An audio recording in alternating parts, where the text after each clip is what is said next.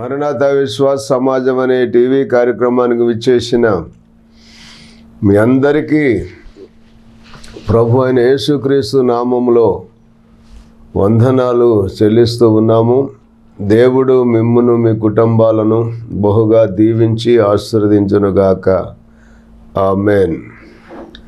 ప్రభునందు ప్రియమైన దేవుని బిడ్డలారా, మరి దేవుని యొక్క వాక్యంలో ఈ రోజున దేవుడు మనతో మాట్లాడుతున్న సందేశం ఏమిటంటే, ద్వితీయోపదేశకాండము 4వ అధ్యాయము 31వ వచనం నుంచి మనం చదువుతున్నప్పుడు, నీ దేవుడైన యెహోవా కనికరము గల దేవుడు గనుక నిన్ను చేయి విడువడు, నిన్ను నాశనం చేయుడు. తాను నీ పితరులతో ప్రమాణం చేసిన నిబంధనను మరిచిపోడు. దేవునికి స్తోత్రం. చిన్న ప్రార్థన. తండ్రి, మీకు వందనాలు, స్తోత్రాలు ప్రభువా. నాయనా, ఇదిగో ఈ వర్తమానము వినుసున్న నీ ప్రజలను దీవించండి నాయనా.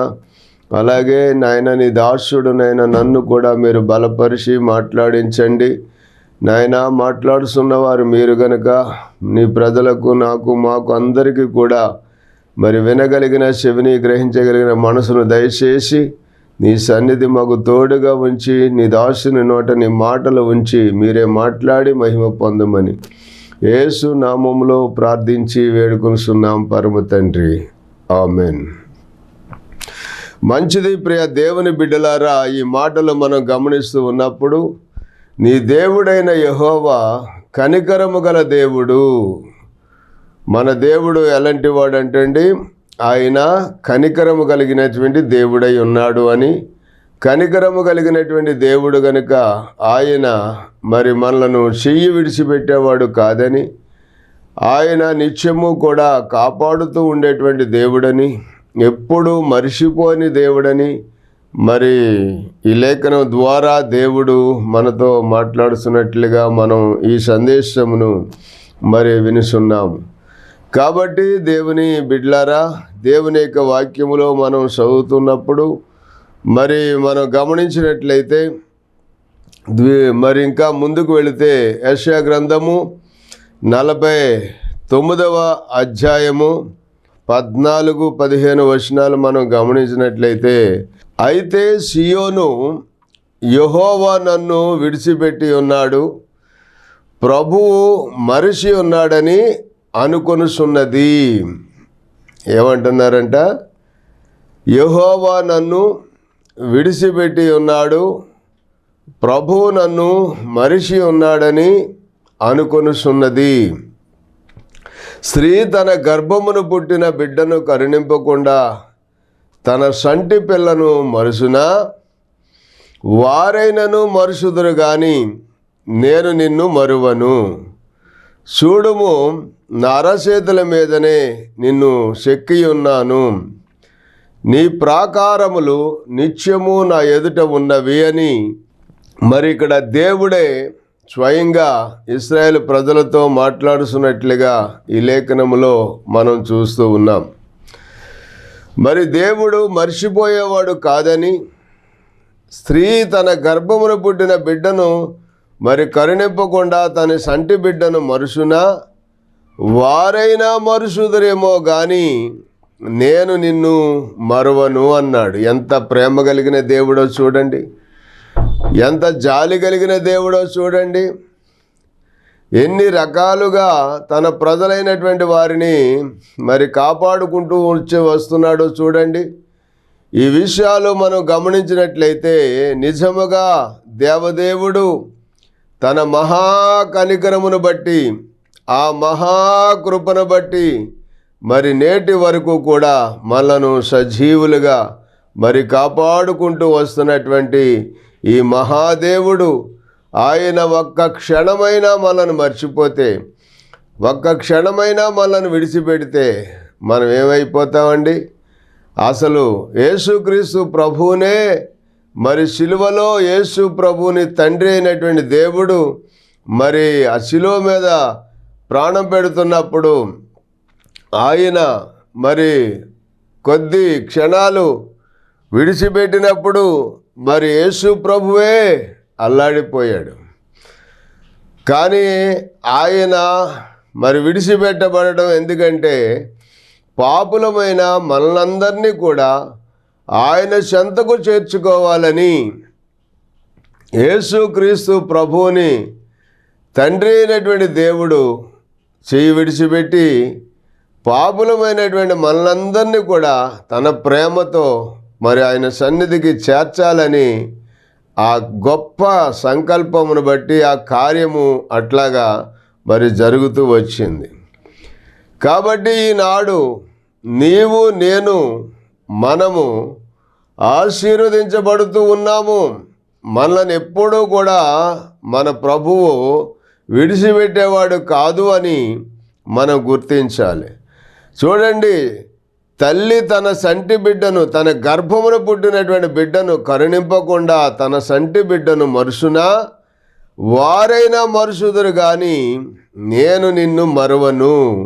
చూడుము, నా అరచేతుల మీదనే నిన్ను చెక్కుకొని ఉన్నాను, నీ ప్రాకారములు నిత్యము నా ఎదుట ఉన్నవి అని మరి ప్రభువు చెప్తూ ఉన్నాడు. అంటే మనకు చుట్టూ ఎప్పుడూ కూడా మరి అగ్ని ప్రాకారమును ఉంచి మధ్యలో మహిమకు కారణముగా ఉండి ఆయన మనలను కాపాడుకునేటువంటి గొప్ప దేవుడిగా ఉన్నాడనమాట. దేవునికి స్తోత్రం. కనుకనే మనం ఇక్కడ గమనించినట్లయితే యేసుక్రీస్తు ప్రభుల వారు ఆయన ఎప్పుడు మరిచిపోని దేవుడు అని మనం గుర్తించాలి. ఆయన ఎప్పుడూ కూడా మనల్ని విడిచిపెట్టేవాడు కాదు అని చెప్పి మనం గుర్తించాలి. ఎంత బాధలో ఉన్నా సరే, చాలామంది బాగున్నప్పుడు అందరూ కూడా స్నేహితులుగా చాలామంది మన చుట్టూ ఉంటారు. ఆస్తి ఉన్నప్పుడు అందరూ బంధువులు అవుతారు. మరి మనుషుల దగ్గర ఆస్తి కోల్పోతే గనక అందరూ దూరం అయిపోతారు, ఎవరు కూడా దగ్గరికి రారు. అందుకనే భక్తుడు అన్నాడు, ధనము నీకుంటే అందరూ వస్తారు, ధనం కాస్త దూరం అయితే మనుషులందరూ కూడా దూరం అయిపోతారు అని. అలాగే ధనాన్ని బట్టి విలువిచ్చే లోకంలో మనుషులమైన తన బిడ్డలుగా మనం ఉన్నప్పుడు మనకు ధనం ఉన్నా లేకపోయినా, అందం ఉన్నా లేకపోయినా మరి ఆయన ప్రేమిస్తూనే ఉంటాడు, ప్రేమిస్తూనే ఉంటున్నాడు. కనుక మనం కూడా ఆయనను ఎప్పుడూ కూడా విడిచిపెట్టకుండా ఆయన సన్నిధిలో జీవించే వారముగా ఉండాలని మరి దేవుని యొక్క వాక్యం ద్వారా మనకు దేవుడు మరి హెచ్చరిస్తూ ఉన్నాడు. మరి మాటను మనం గమనిస్తే సియోను మర్చిపోయాడు, దేవుడు మర్చిపోయాడు, దేవుడు మర్చిపోయాడు అని చెప్తుంది. కానీ నేను మర్చిపోయానా, మీరే నన్ను మర్చిపోయారా చూడండి అని చెప్పి దేవుడు మాట్లాడుతూ ఉన్నాడు. చూడండి, ఆ మాటను మనం గమనిస్తే ఇర్మియా గ్రంథము 2వ అధ్యాయములో 32వ వచనంలో మనం గమనిస్తే అక్కడ దేవుడే ఇర్మియా ద్వారా స్వయంగా చెప్తున్నటువంటి మాట ఏంటంటే, కన్యక తన ఆభరణములను మరుసునా, పెండ్లి కుమారి తన వడ్డానమును మరుసునా. చూశారా, ఈ లోకంలో జరిగేటువంటి పరిస్థితులను మనకు జ్ఞాపకం చేస్తూ మనకు అర్థమయ్యేటట్లుగా దేవుడు మాట్లాడుతూ ఉన్నాడు. కన్యక తన ఆభరణములను మరుసునా, పెండ్లి కుమారి తన వడ్డానమును మరుసునా, నా ప్రజలు లెక్కలేనన్ని దినములు నన్ను మరిచి ఉన్నారు అన్నాడు. చూసారండి, మరి దేవుణ్ణి తన ప్రజలైనటువంటి వారే అనేక దినాలు మరిచిపోయి ఉన్నారు అని చెప్పి మరి దేవుడే మాట్లాడుతూ ఉన్నాడు. అందుకనే భక్తుడు ఈ విధంగా మరి ఒక పాట రాసి పాడుతూ వచ్చాడు. కన్య మరువదు ఆభరణం, వధువు మరువదు వడ్డాణం, కన్య మరువదు ఆభరణం. వధువు మరువదు వడ్డాణం, లెక్కలేని దినములెన్నో నన్ను మరిసిరి నాదు జనులు. లెక్కలేని దినములెన్నో నన్ను మరసిరి నాదు జనులు. నన్ను మరసిరి నాదు జనులు, మరువలేదయ్యా మరువలేదయ్యా మరువలేదు మరువలేదు. నిన్ను మరచిన నన్ను నీవు, నిన్ను మరచిన నన్ను నీవు, మరువలేదయ్యా మరువలేదయ్యా. చూడండి, కన్యక తన ఆభరణములను మర్చిపోదు, వధువు పెండ్లి కుమార్తె తన వడ్డాణమును మర్చిపోదట. కానీ లెక్కలేనన్ని దినములు ఇశ్రాయేలు ప్రజలైనటువంటి వారు నన్ను మర్చిపోయి ఉన్నారు అని దేవుడు ఇక్కడ మరి మాట్లాడుతున్నట్లుగా మనం చూస్తున్నాం. మరి మనం కూడా చాలాసార్లు ఆ విధంగానే మరి దేవుణ్ణి ఆపదొచ్చినప్పుడు మాత్రమే ఆయన సన్నిధిని వెతుకుతున్నాం, కష్టం వచ్చినప్పుడు మాత్రమే ఆయన సన్నిధికి వస్తున్నారు. మరి ఆ కష్టం తీరిపోయిన తర్వాత మరలా అసలు దేవునితో ఏమాత్రము సంబంధం లేని వారిగా మరి ప్రవర్తిస్తూ ఉన్నారు. లోకములో జీవిస్తున్నటువంటి అనేకుల కంటే కూడా మరీ దారుణంగా దేవుణ్ణి ఎరగనటి ప్రజలుగా జీవిస్తూ ఉన్నారు. దేవునిని ఎరిగి ఉండి కూడా దేవుణ్ణి ఎరగమన్నట్లుగా ప్రవర్తిస్తున్నారని దేవుని యొక్క వాక్యములో మనం చూస్తూ ఉన్నాం. చూడండి, ఒక మాట ఇక్కడ గమనిస్తే రోమాపత్రికలో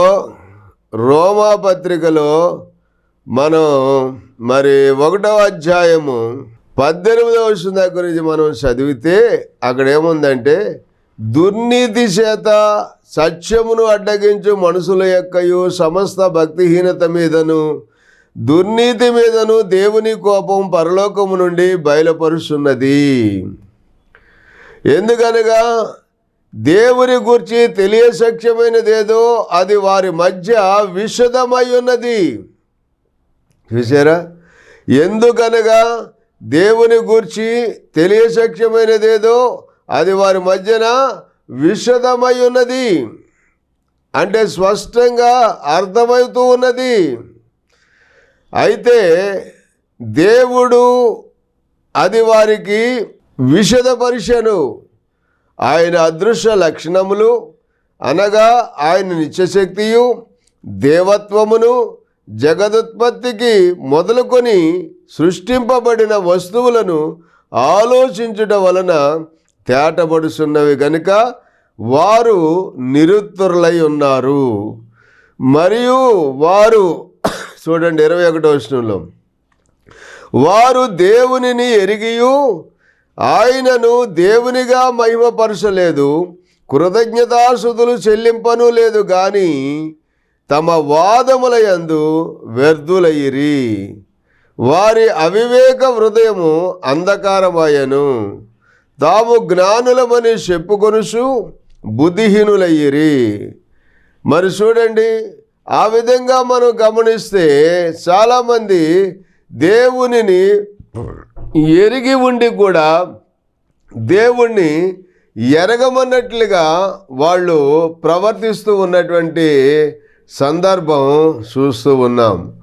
అందుకనే దేవుడు దేవుని యొక్క వాక్యంలో ఈ విధంగా మరి దేవుని యొక్క కార్యాలు ఎరిగి ఉండి కూడా మరి దేవుడు వారిని తీసుకుని వచ్చినటువంటి బానిస బంధకాలలో నుండి, ఐగుప్తు దేశములో నుండి, ఆ ఇనప కొలువులో నుండి దేవదేవుడు వారిని విడిపించి తీసుకుని వచ్చినటువంటి ఆ సందర్భాలన్నీ కూడా మరిచిపోయి దేవునిని దేవునిగా మహిమపరచకుండా దేవుణ్ణి ఎరగమన్నట్లుగా వాళ్ళు ప్రవర్తిస్తూ ఉంటే నిజంగా మరి దేవుడికి కోపం రాదండి?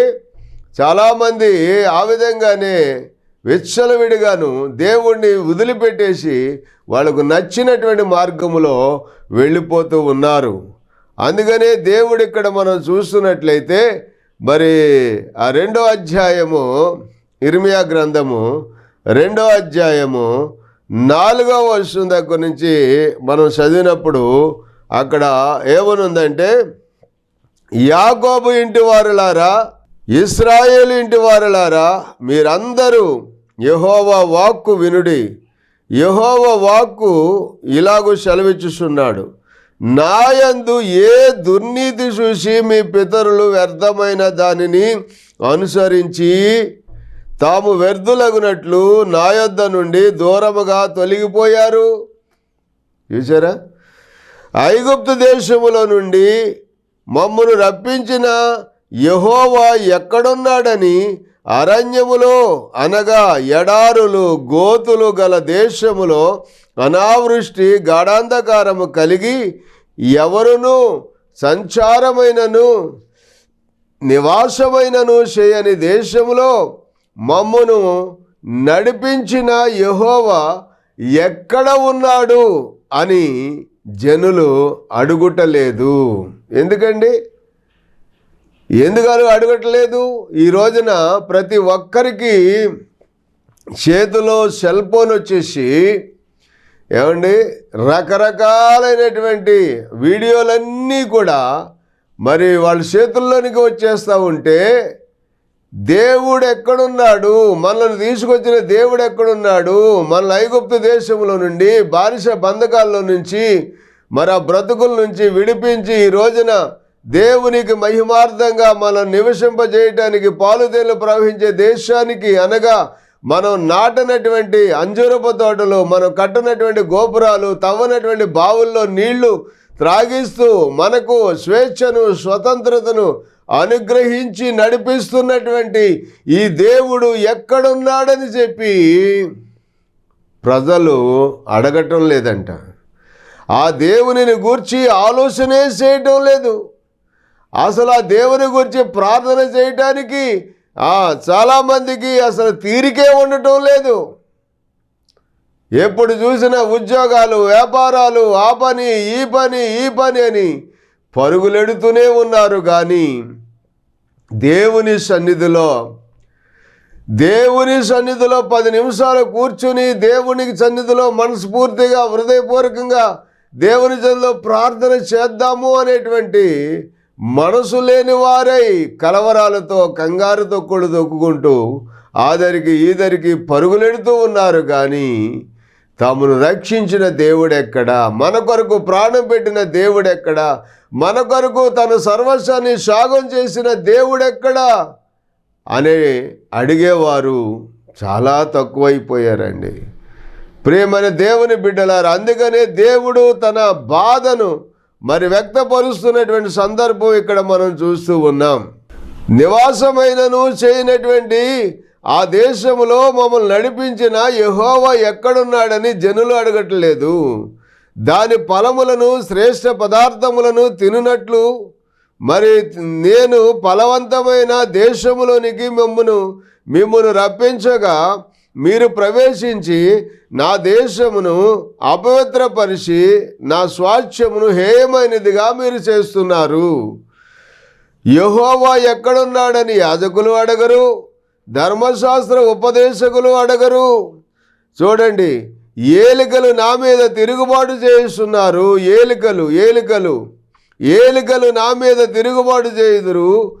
ప్రవక్తలు బయలుపేరట ప్రవచనాలు చెబుతున్నారు, నిష్ప్రయోజనమైన వాటిని అనుసరిస్తూ ఉన్నారు.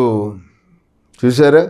అందుకని మీరు ఈ విధంగా జీవిస్తున్నందువల్ల నా జనులు 2 నేరములు చేసి ఉన్నారు అన్నాడు. ఏంటి అంటే నా జనులు 2 నేరములు చేసి ఉన్నారు. 13వ వచనంలో జీవజలముల ఊటనైన నన్ను విడిచి ఉన్నారు. తమ కొరకు తొట్లను అనగా బద్దలై నీళ్లు నిలవని తొట్లను తమ కొరకు తొలిపించుకొని ఉన్నారు. ఇశ్రాయేలు దాసుడా, కొనబడినవాడా, ఇంట పుట్టినవాడా కాదు కదా, మరి అతడు ఎలాగో దోపుడు సొమ్మయ్యాడు అని చెప్పి దేవుడు మరి ఇశ్రాయేలు ప్రజలను గూర్చి మాట్లాడుతున్నట్లుగా మనం ఈ లేఖనాల్లో చూస్తూ ఉన్నాం. అంటే దేవునికి ఎంత బాధ కలిగిందో చూడండి. మన వలన ఎవరైనా మేలు పొందారు, మన ద్వారా దీవించబడుతున్నారు, మన ద్వారా మరి వాళ్లకు ఆశీర్వాదం కలుగుతుందనుకోండి, మరి వాళ్ళు మేలు చేసిన వారిని మర్చిపోతారా చెప్పండి? మేలు చేసినటువంటి మనుషునే మర్చిపోలేరు కదా. అంతెందుకు చెప్పండి, నడిచి వెళ్తున్న ఒక వ్యక్తి లిఫ్ట్ అడిగాడు అనుకోండి, ఆ వ్యక్తిని తీసుకెళ్ళి అతను వెళ్తున్నటువంటి స్థలంలో దించేసి వెళ్ళామనుకోండి, అతను థ్యాంక్స్ చెప్పడండి, కృతజ్ఞత చెప్పడండి. మరి అంత వెరిగి ఉన్నటువంటి మనలో చాలామంది తామును రక్షించిన దేవుడు, తన కొరకు ప్రాణం పెట్టిన దేవుడు, తన కొరకు ఎంతో యాగమైనటువంటి దేవుడు ఎక్కడ ఉన్నాడు అని చెప్పి అడిగేవాళ్ళు తక్కువైపోయి వెదకలేనటువంటి పరిస్థితుల్లో మరి ఏదో ఒకట్లే అనుకుని సరిపెట్టుకుని జీవితాన్ని వెళ్ళబుచ్చుకుంటూ ఉన్నటువంటి ప్రజలను ఉద్దేశించి ఇక్కడ దేవుడే తన హృదయం వేదనంతా కూడా మరి ఇర్మియా ద్వారా వ్యక్తపరుస్తున్నట్లుగా మనం చూస్తూ ఉన్నాం. ప్రియ దేవుని బిడ్డలారా, చూసారా? అందుకని ఇక్కడ మనం గమనించినట్లయితే మరి చూడండి, ఇంకా కథ ముందుకు వెళ్ళినప్పుడు ఏముంది అంటే 17వ వచనం దగ్గర మనం చదివితే, ఇర్మియా గ్రంథం 2వ అధ్యాయం 17వ వచనం దగ్గర నుంచి, నీ దేవుడైన యెహోవా నిన్ను మార్గములలో నడిపించుచుండగా నీవు ఆయనను విసర్జించడం వలన నీకు నీవే బాధ కలుగు చేసుకుంటేవి కదా. చూసారా? దేవుడు నిన్ను రక్షించి, నిన్ను స్వస్థపరిచి, నీకు ఆరోగ్యం ఇచ్చి, ఆయుష్నిచ్చి, నిన్ను చక్కటి మార్గంలో నడిపిస్తూ ఒక మంచి విధానములో సంతోషకరమైన మార్గంలో నడిపిస్తూ ఉండగా ఆయనను విసర్జించడం వలన, ఆయన్ను విడిచిపెట్టడం వలన నీకు నీవే బాధ కలుగు చేసుకుంటున్నావు. చూశారండి? ప్రియ దేవుని బిడ్డలారా, దేవుని వాక్యంలో ఏముందంటే, యెహోవాను విడిచి వేరొకని అనుసరించి వారికి శ్రమలు విస్తరిస్తాయి అని చెప్పి, మరొక చోట ఏముందంటే, యెహోవాను అనుసరించి ఆయన మార్గంలో నడిచే వారికి క్షేమములు విస్తరిస్తాయి, క్షేమము విస్తరిస్తుంది అని చెప్పి రాయబడి ఉంది. మరి ఆయన విడిచిపెట్టి వేరొక దారిలో వెళ్ళే వారికి శ్రమలు విస్తరిస్తాయని, మరి ఆయనను అనుసరించి నడిచే వారికి కృప విస్తరిస్తుందని, కృపలు విస్తరిస్తాయని దేవుని వాక్యంలో మనం చూస్తూ ఉన్నాం. మరి ఇక్కడ ఇశ్రాయేలు ప్రజలు ఏం చేశారంటే, నీ దేవుడైన యెహోవా నిన్ను మార్గములో నడిపించుచుండగా నీవు ఆయనను విసర్జించడం వలన నీకు నీవే బాధ కలుగు చేసుకుంటేవు కదా. కాబట్టి చూడండి, ఇక్కడ చక్కటి మాట, నీవు షీహోరు నీళ్లు త్రాగుటకు ఐగుప్తు మార్గములో నీకేమి పని ఉన్నది? యూఫ్రటీసు నీళ్లు త్రాగుటకు అశ్షూరు మార్గములో నీకేమి పని ఉన్నది? నీ దేవుడైన యెహోవాను విసర్జించుటయు నీకు నా యెడల భయభక్తులు లేకుండుటయు బాధకును శ్రమకును కారణమగునని నీవు తెలుసుకొని గ్రహించునట్లు నీ చెడుతనమును నిన్ను శిక్షించును, నీ చెడుతనము నిన్ను శిక్షించును, నీవు చేసిన ద్రోహము నిన్ను గద్దించునని ప్రభువును సైన్యములకు అధిపతియునగు యెహోవా సెలవిచ్చుచున్నాడు అని. దేవునికి స్తోత్రం. చూసారండి? నీవు నా యెడల భయభక్తులు లేకుండుట బాధకును శ్రమకును కారణమగునని నీవు తెలుసుకుని గ్రహించునట్లు నీ చెడుతనమును నిన్ను శిక్షించును, నీ చెడుతనమే నిన్ను శిక్షించును, నీవు చేసిన ద్రోహమును నిన్ను గద్దించునని ప్రభువును సైన్యములకు అధిపతియగు యెహోవా సెలవిచ్చుచున్నాడు అని. పూర్వకాలము నుండి నేను నీ కాడిని విరగొట్టి నీ బంధకములను తెంపివేసితిని, నేను సేవ చేయనని చెప్పుచు ఎత్తైనటువంటి ప్రతి స్థలములోనూ నీవు ప్రవేశించావు, దేవునికి విరుద్ధమైనటువంటి పనులన్నీ చేస్తున్నావు. శ్రేష్టమైన ద్రాక్షావల్లి వంటి దానిగా నిన్ను నాటితే నీవు మరి దేవునికి దూరమైపోయి బ్రతుకుతున్నావు అని చెప్పి మరి ఇశ్రాయేలీల దేవుడైన యెహోవా మనతో మాట్లాడుతున్నట్లుగా మనం ఈ లేఖనాల్లో చూస్తూ ఉన్నాం. కనుకనే ప్రియమైనటువంటి దేవుని బిడ్డలారా, దేవుడు మనల్ని ఎప్పుడు విడిచిపెట్టేవాడు కాదు, ఆయన మర్చిపోయేవాడు కాదు అని దైవలేఖనం ద్వారా మనకు దేవుడు తెలియజేస్తూ ఉన్నాడు. ఒకసారి మనం గమనించినట్లయితే సీమోను పేతురు యేసుక్రీస్తు ప్రభువును తెల్లవారుజామున సముద్రం మీద నడిచి వస్తూ ఉంటే ఆ నడిచి వస్తున్నటువంటి యేసు ప్రభువుని చూసి, ప్రభువా నీవే అయితే ఆ నీళ్ల మీద నడిచి నీ యొద్దకు వచ్చుటకు నాకు సెలవిమ్మని ఆయనతో అనెను. ఆయన రమ్మనగానే పేతురు దోణి దిగి మరి యేసు వద్దకు వెళ్ళుటకు నీళ్ల మీద నడిచెను, గాని గాలిని చూసి భయపడి మునిగిపోసాగాను అనే మాట మనం చూస్తున్నాం. చూసారా, యేసు ప్రభు నీళ్ల మీద నడిచి వస్తూ ఉంటే మరి తన శిష్యుడు కూడా నేను కూడా నీళ్ల మీద నడిచి వచ్చేటట్లుగా మరి నాకు సెలవమ్మని చెప్పి అడిగినప్పుడు మరి నిజంగా ఆ యేసుక్రీస్తు ప్రభు అతన్ని కూడా నీళ్ల మీద నడిపించడానికి సిద్ధమైతే మనం గమనించినట్లయితే ఆ గాలిని చూసి మునిగిపోసాగాడట. వెంటనే మరి మునిగిపోతున్నటువంటి పేతురు భయపడి గాలిని చూసి మునిగిపోతున్న పేతురు వెంటనే ప్రభువా నన్ను రక్షించమని చెప్పి చెయ్యి చాపి కేకలు వేస్తున్నప్పుడు వెంటనే యేసు చెయ్యి చాపి అతన్ని పట్టుకొని అల్పవిశ్వాసి ఎందుకు సందేహపడితివి అని అతనితో చెప్పి చేయి పట్టుకొని పైకి తీసుకొచ్చి దోణి ఎక్కించాడు.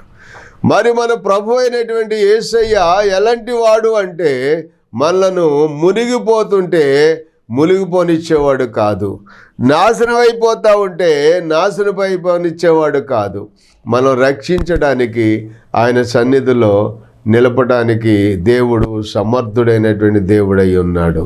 అట్టి కృపా దేవుడు మీకు మీ కుటుంబాలకి దయచేయునుగాక. ప్రార్థన. తండ్రి, మీకు వందనాలు, నీ బిడ్డలు దీవించి ఆస్వాదించి నువ్వెప్పుడూ కూడా చేయి విడిచిపెట్టేవాడు కాదని, నువ్వు విడిచిపెడితే మేము ఈ లోకంలో బ్రతకలేమని, నాయనా ఎల్లప్పుడూ నువ్వు తోడుగా ఉండి కాపాడుకునే దేవుడివని విశ్వసించి నిన్ను నమ్ముకొని నీ సన్నిధిలో సాగుటకు సహాయం చేయమని యేసు నామములో ప్రార్థిస్తున్నాము తండ్రి.